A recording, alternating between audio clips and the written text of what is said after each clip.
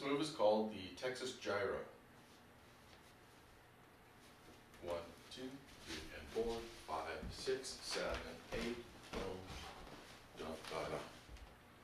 Points to remember with the Texas Gyro. First, make sure you have a lot of room. This move travels quite a bit, as you may remember from class. Second thing to remember, 3 points where momentum is transferred. So from the follow to the leader, back to the follow, da, da, da, da, da, da, runs through several times. If you're not getting the transfers of momentum, the move doesn't work so well. But if you recall from class, we did work heavily on making those transitions work. So once again, as we go into it, it feels like a basic Texas Tommy for the follow up till about here, which is where the lead has actually stepped way around. Maybe not completely around her, but she continues her roll. There's a transition, brings him around, transition again, brings her back, and then transition back to here. Points to remember for the follow. For the follows, just keep turning. He is asking you to turn, and as he gets in front of you, that should continue your rotation. Basically, the sling happens as I wrap up into my own arm and bring him around me by pushing my rib cage up against my own forearm. That's what basically transfers back to him once again and brings him around, slings him around from behind me.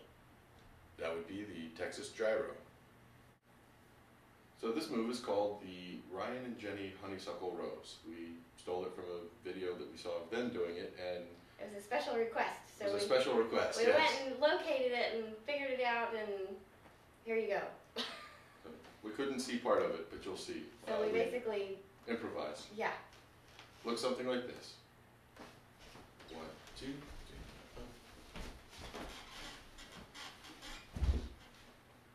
Now, to break that down, we start off cross hands. Preference on this one, again, is a nice little wind up to get a better rotation. And as we come around, I'm going to basically be at her waist here. I'll also need to duck down a bit. This feels very similar to other moves we've taught. The difference really is the hand position and the body position. So as we come around, 1, 2, 3, and 4, boom. So notice I'm down low and I have my arm around basically the squishy points here. From here, I have an easier time because she's put her hand up here on my shoulder. I'll have an easier time coming around, lifting her up, and giving her a platform, my left knee or left thigh, to do her nice little leg cross thing too. Don't hold this too long. It's a hit it and forget it, or hit it and quit it. So it's a hit it, quit it, come right off. Difficult part of this for the leaders is don't get too big.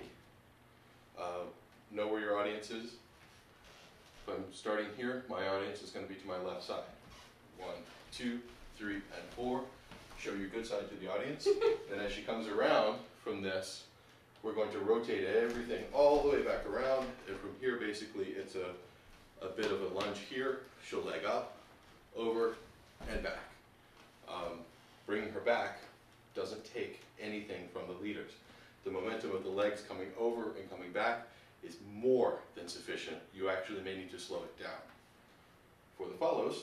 For the follows, basically you want to start with your left leg. So I'm using his shoulder as a support and a brace, and to kind of give myself a little bit of lift. I'm also using the connection that is on my hip as a spring. So I am bringing my left leg, crossing over with my right, and then coming back pretty quick. So it's a very, like Michael said, hit it and quit it. Very quick. So that would be the Ryan and Jenny Honeysuckle Rose. Stolen. This is the pretzel whip from Joel and Linka. Starts off here. There are about 900 different ways to do this. This is just one method. 1, 2, 3, 4, 5, 6, 7, and 8. Points to remember for the leaders. As we start off, this is a cross hand, shake hand style position. You're going to bring her towards you and rotate your body out. As I rotate my body out this way, hers rotates as well because we have frame. As soon as I can start to see her back, my left hand is going to come up onto that left shoulder, and the right hand comes over my head. So she comes here like this, left hand drops in here, right hand comes over like this. This is merely for dramatic effect. So this is 4. I've got tension over here on this hand, slight bit here, not really, it's just kind of enough to hold on to. Then I have 5 to bring her towards me, 6, 7, 8. That's about it to remember. Just remember, basically remember to keep a good connection. Don't throw her, don't pull her, especially not from here. Because if you're here trying to pull, that's going to be very, very bad. Points to remember for the follows. It's pretty much a basic whip for us. Basic follow footwork. Doesn't really change too much, but as always, your feet don't matter a whole lot, and their purpose is to keep your face and your derriere off the floor, so do what you need to do to make that happen. And that's it.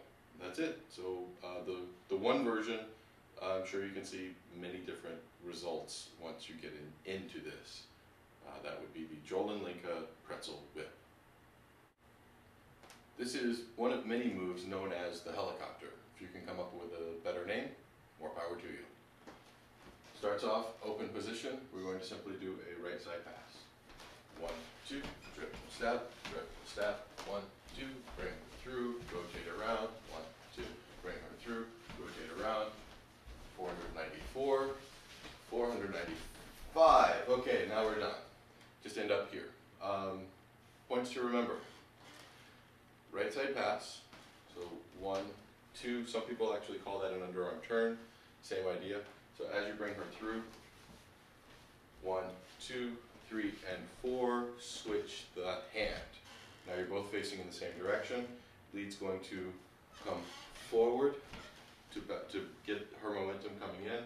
There's going to be a hook with the lead's left hand to the follow's right.